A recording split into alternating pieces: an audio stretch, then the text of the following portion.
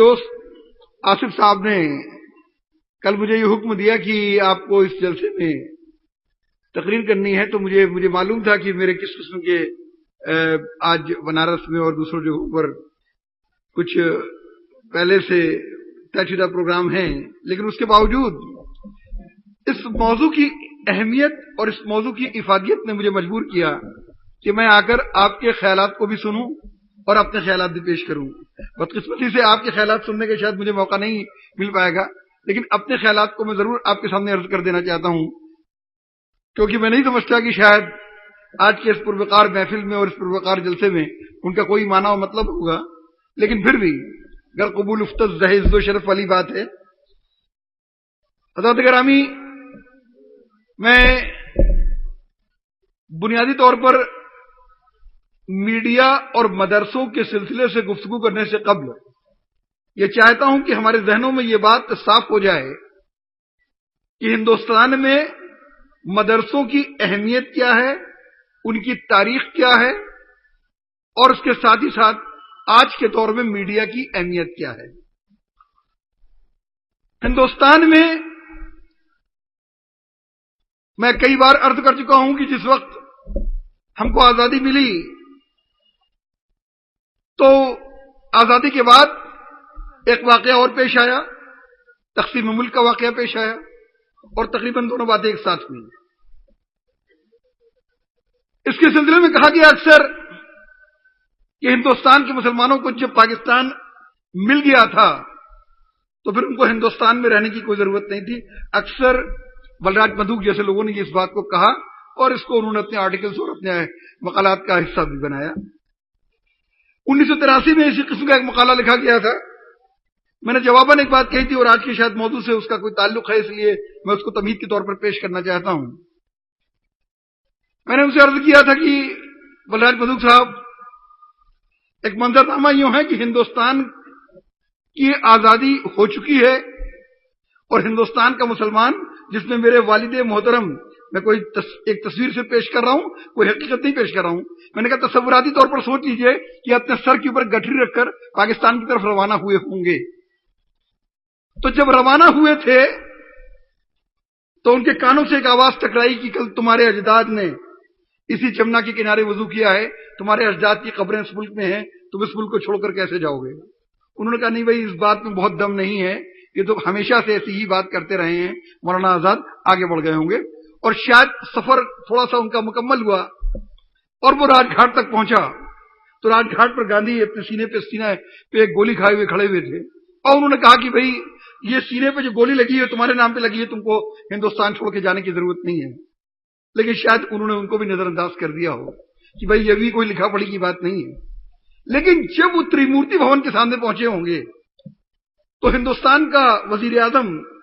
اپنے ہاتھ میں ہندوستان کے آئین کا مسودہ لے کر باہر آیا اور اس نے کہا کہ یہ ہندوستان کا آئین ہے جس میں ہم تم کو آرٹیکل 14 دے رہے ہیں، مساوات کے پورے حقوق دے رہے ہیں، برابری کے پورے حقوق دے رہے ہیں، آرٹیکل 25 دے رہے ہیں جس میں اپنے مذہبی امور پر پابند رہنے کا حق تم کو بنیادی حق کی شکل میں دے رہے ہیں۔ تو میرے والد محترم نے شاید ایک سوال پوچھا ہوگا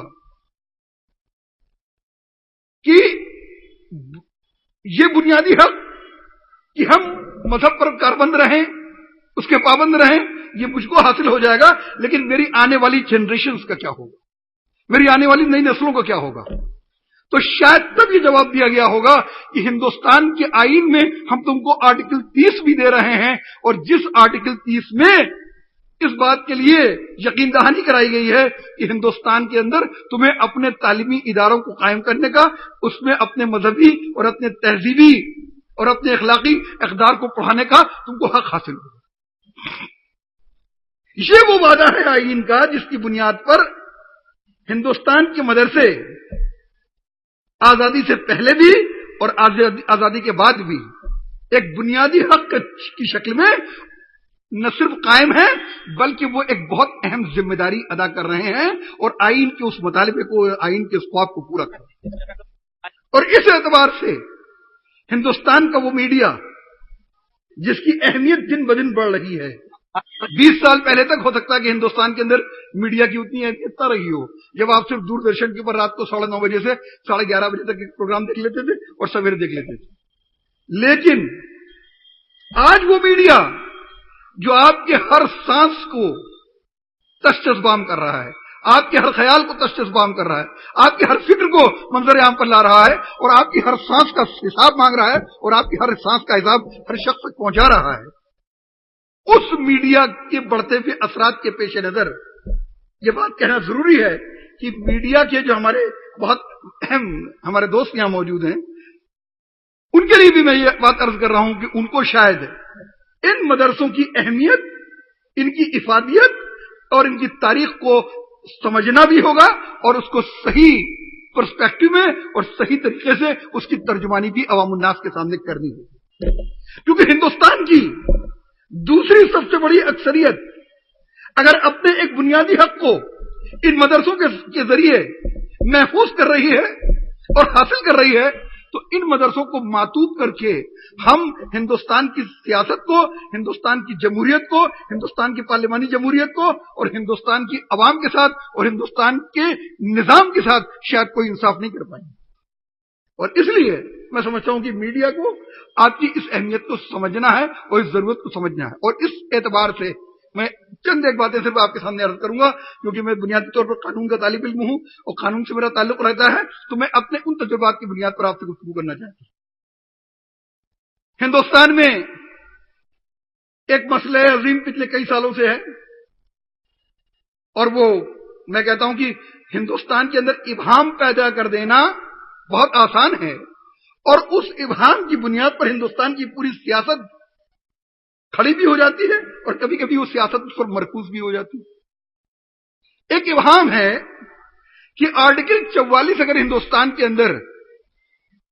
लागू नहीं किया गया तो शायद हिंदुस्तान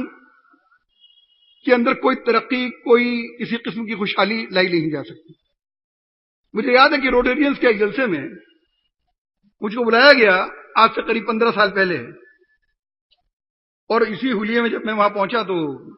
हमारे जो दूसरे मुकर्ररीन थे वो सभी गैर मुस्लिम थे।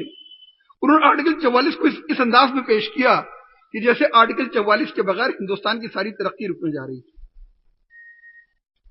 और ये वो इबहाम है जो हिंदुस्तान की मीडिया ने पैदा कर रखा है कि आर्टिकल 44 बहुत जरूरी है। वो आर्टिकल 44 है क्या? एक जजमेंट सुप्रीम कोर्ट में, जजमेंट नहीं, एक ऑब्जर्वेशन, एक सिर्फ जुबानी एक ऑब्जर्वेशन अगर 4:15 बजे सुप्रीम कोर्ट में होता है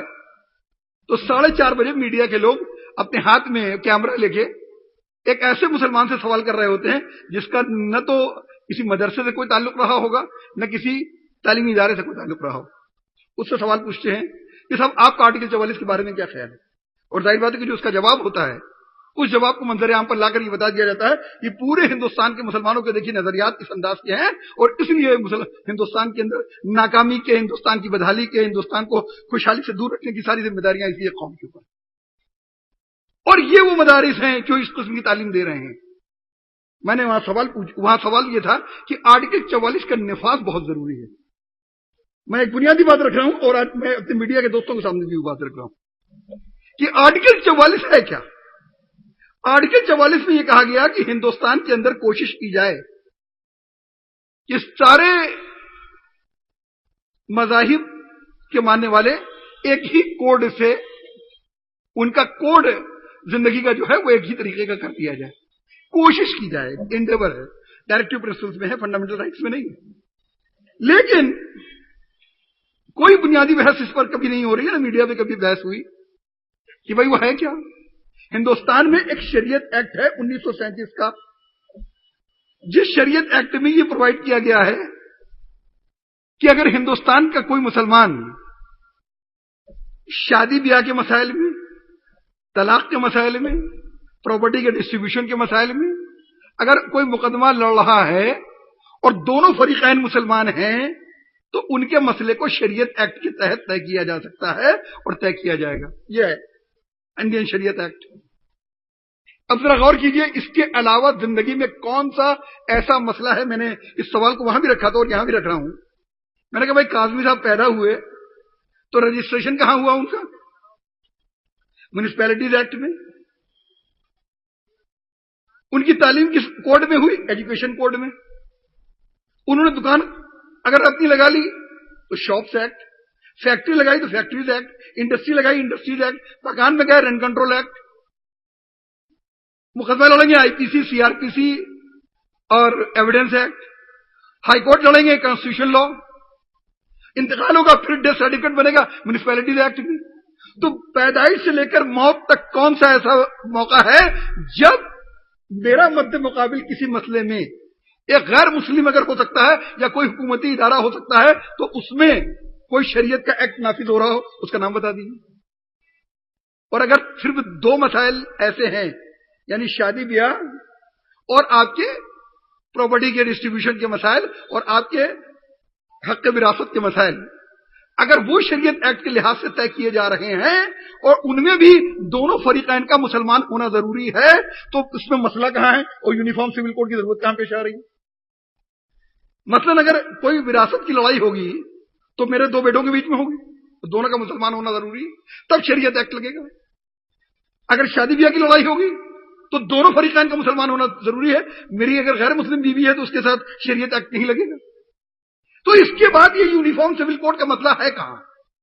इसकी जरूरत कहां पेश आती है?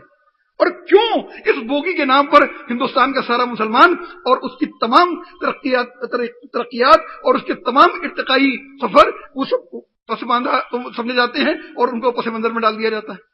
ऐसा कैसे? और ये है शायद वो जगह जहां पर कुछ जिम्मेदाराना रोल मीडिया को तय करना है और अदा भी करना है। और शायद इसके आगे आज हिंदुस्तान के अंदर जो सबसे बड़ा इबाहम है वो ये कि हिंदुस्तान का मुसलमान और हिंदुस्तान की मदारिस दहशतगर्दी का सबक देते हैं और दहशतगर्दी की पाठशालाएं हैं। मुझे याद है कि आज से 3 साल पहले यूपी पब्लिक सर्विस कमीशन ने एक सवाल सेट जो किया था अपने इम्तिहान में, उसमें उन्होंने सवाल पूछा और पब्लिक सर्विस कमीशन ने, कोई ऐसा नहीं कि कोई प्राइवेट इदारा था, उन्होंने कहा कि सबसे बड़ी नर्सरी हिंदुस्तान में टेररिज्म की कौन है? 4 ऑप्शन से अलीगढ़ वगैरह वगैरह, उसमें आजमगढ़ भी एक ऑप्शन है और उसको करेक्ट आंसर कहा गया था। खादिम ने उस मुकदमे में वकालत की थी और जाके अदालत ने उस पिटीशन के ऊपर बहस की थी और बाद में उसको हटाया गया। लेकिन अगर एक नजरिया यह बना लिया जाए कि ये इदारे और ये इलाके सिर्फ इस किस्म की दहशतगर्दी पैदा करते हैं बगैर किसी बुनियाद के, बगैर किसी सबूत के, और उसको जर्नलाइज कर दिया जाए, तो फिर सवाल ये उठेगा और फिर हजारों ऐसे सवाल उठेंगे कि अगर कोई मखसूस शख्स किसी मखसूस जुर्म में किसी मखसूस इलाके में पकड़ा गया तो क्या उस पूरे इलाके की शनाख्त उसी के नाम से साथ की जाएगी? और नाथुराम गोडसे साहब का जाय पैदाइश क्या है उसका भी पता लगाना पड़ेगा और उसके बाद फिर उनके उस जाय पैदाइश के सिलसिले से भी हमको कुछ सवाल बनाने पड़ेंगे। इसलिए मैं ये अर्ज करता हूं कि हिंदुस्तान के अंदर इस किस्म का जो इबाम है उस इबाम को दूर करने की जरूरत है। मीडिया हिंदुस्तान में एक बहुत अहम रोल अदा कर रही है, इसमें कोई दो राय नहीं। हिंदुस्तान की जमहूरियत को मजबूत बनाने में, हिंदुस्तान की जमहूरियत को मजबूत तर करने में, हिंदुस्तान के अंदर हक के इनहराफ को और हक के इख्तिलाफ को ज्यादा सूदमंद और ज्यादा अहम बनाने में मीडिया ने एक बहुत अहम रोल अदा किया है। लेकिन मीडिया को यह भी याद रखना होगा कि हिंदुस्तान की एक वो कौम जो हिंदुस्तान की दूसरी बड़ी अक्सरियत है और जिस कौम में इल्म को, इंसानियत को, सदाकत को, अदालत को, सखावत को, शुजाअत को और इल्म को अपनी बुनियाद माना गया हो और जिस बुनियाद पे वो पूरा उसका निजाम खड़ा हो, उस मजहब पर और उस मजहब के पैरों जो मदरसे हैं उनके ऊपर इस किस्म के इल्जामात और इस किस्म के इबाम की बुनियाद पर लगे हुए इल्जामात को दूर करने की भी जिम्मेदारी उन्हीं की है। मैं इन अल्फाज के साथ अकाबरीन जलसा को और आप तमामी हजरात को इस जलसे के इनेकाद के लिए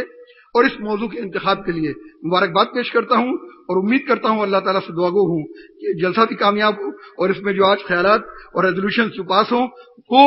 न सिर्फ हिंदुस्तान में बल्कि हिंदुस्तान के बाहर भी बहुत संजीदगी के साथ कबूल किए जाएं। बहुत बहुत शुक्रिया।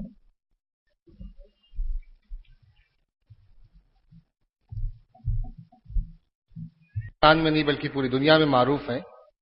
اور ان کی ایک پہچان یہ بھی ہے کہ وہ کالمنسٹ بھی ہیں، اخباروں میں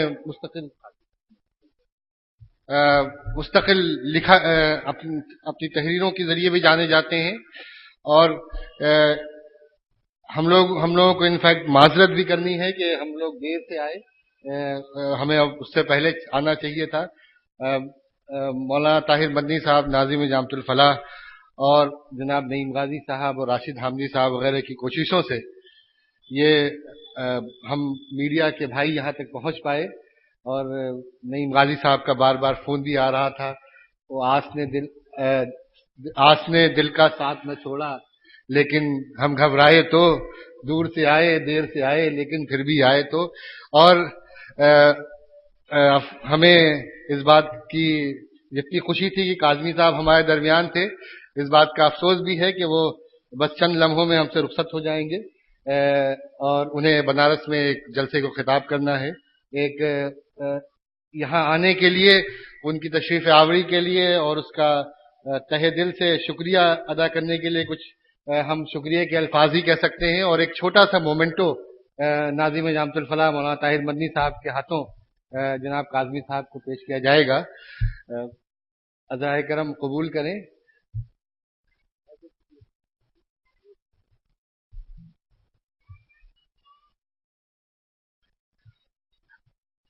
ہمارے بیچ ایک بہت ہی ممتاز صحافی سید خرم رضا صاحب موجود ہیں، جو دا سنڈے انڈین جو 14 زبانوں میں پورے ملک سے شائع ہوتا ہے، اس کے ایسوسیٹ ایڈیٹر ہیں۔ میں بہت ہی ادب کے ساتھ ان سے گزارش کروں گا کہ وہ تشریف لائیں اور اس موضوع پہ خطاب کریں۔ اس بیچ میں خرم صاحب سے ذرا گزارش ہے کہ 1 منٹ کا ہمیں موقع دیں، ہم کاظمی صاحب کو یہاں سے رخصت کر دیں۔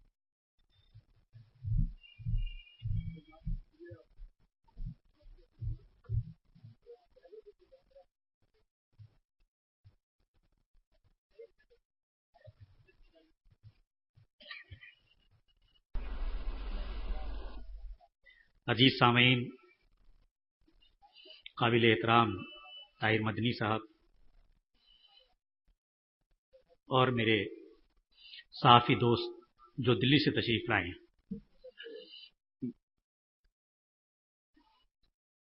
سبھی کو ایک بار پھر میں آداب پیش کرتا ہوں۔ میری خواہش تھی فلاح جامع الفلاح میں آنے کی، لیکن میں صحافی کے طور پہ آنا چاہتا تھا، ایک اسپیکر کی حیثیت سے نہیں۔ بہرحال قسمت آج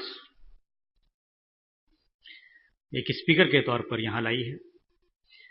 صحافی کی حیثیت سے میں اس لیے آنا چاہتا تھا کہ میرے کئی صحافی دوست فلاح کے فارغ ہیں، اور جو ان کی صلاحیتیں میں نے اس میں دیکھی،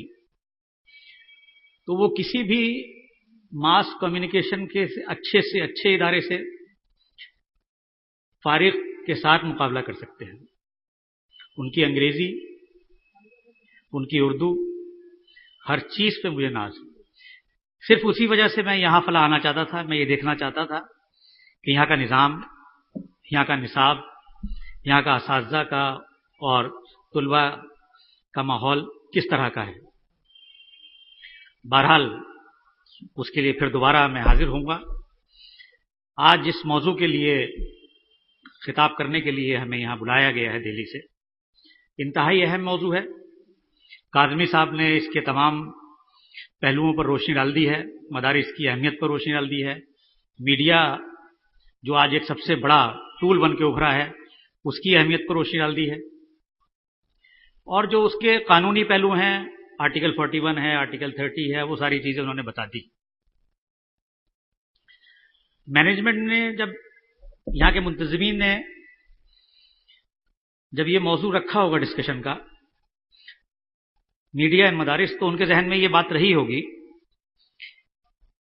کہ چاہے وہ ٹی وی ہو، الیکٹرانک میڈیا ہو، چاہے اخبارات ہوں، پرنٹ میڈیا ہو،